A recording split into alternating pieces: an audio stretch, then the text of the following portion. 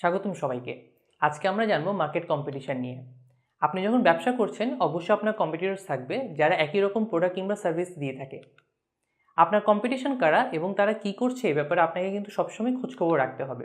আপনি যখন আপনার কম্পিটিটরদের এই কার্যক্রমে খোঁজখবর রাখছেন তখন আপনি আপনার নিজের প্রোডাক্টটাও কিন্তু ইমপ্রুভ করতে পারবেন এবং তাদেরকে পিছনে ফেলার জন্য বিভিন্ন রকম মার্কেটিং ক্যাম্পেইনও বানাতে পারবেন। যেমন রাইড শেয়ারিংয়ে পাঠাওয়ের কম্পিটিটর হচ্ছে উবার।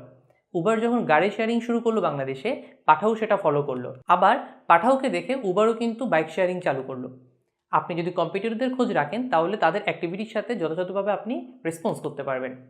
তো আপনার প্রথম কাজ হচ্ছে আপনার কম্পিটিটরদের খুঁজে বের করা।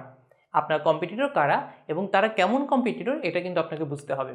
তাহলে জানা যাক কম্পিটিটর কেমন হতে পারে। ডিরেক্ট কম্পিটিটর হলো তারা যারা আপনার প্রোডাক্টের মতো একই প্রোডাক্ট অফার করছে কাস্টমারকে। আমরা যদি খাবারের দিক থেকে চিন্তা করি, চিলক্স আর টেক আউট একে অপরের ডিরেক্ট কম্পিটিটর। এখানে দুটো ব্র্যান্ডই কিন্তু বার্গার অফার করছে কাস্টমারকে। আবার যেমন লাইফ বয়, ডেটল বা স্যাভলন সাবান, কোনোটি ইউনিলিভারের কোনোটি এসিআইয়ের, সবাই কিন্তু জার্ম প্রোটেকশন দেয়। এরা একে অন্যের ডিরেক্ট কম্পিটিটর।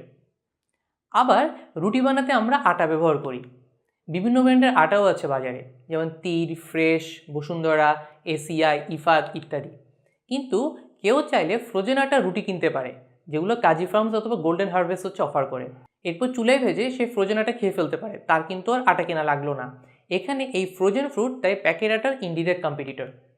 এছাড়া কোনো সার্ভিসের লোকাল কম্পিটিটর থাকেই, সাথে গ্লোবাল কম্পিটিটর থাকতে পারে।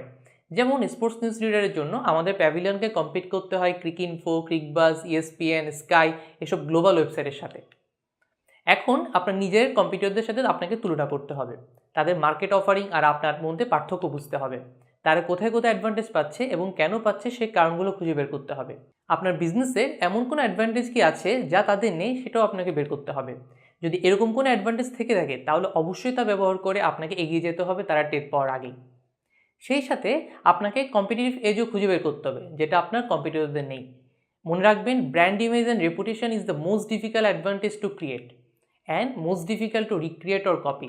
এবং technological advantage is always short lived, কারণ সহজে এটা কপি করা যায় যদি না এটা পেটেন্ট করা হয়ে থাকে। আরেকটা জিনিস মনে রাখবেন, প্রাইসিং কখনো লাস্টিং অ্যাডভান্টেজ হতে পারে না। এভাবে মার্কেটে আপনার ডিরেক্ট বা ইনডিরেক্ট কম্পিটিটর কারা সেটা সঠিকভাবে খুঁজে নিয়ে আপনার স্ট্র্যাটেজি বা কম্পিটিটিভ এজ বের করতে হবে। Happy learning.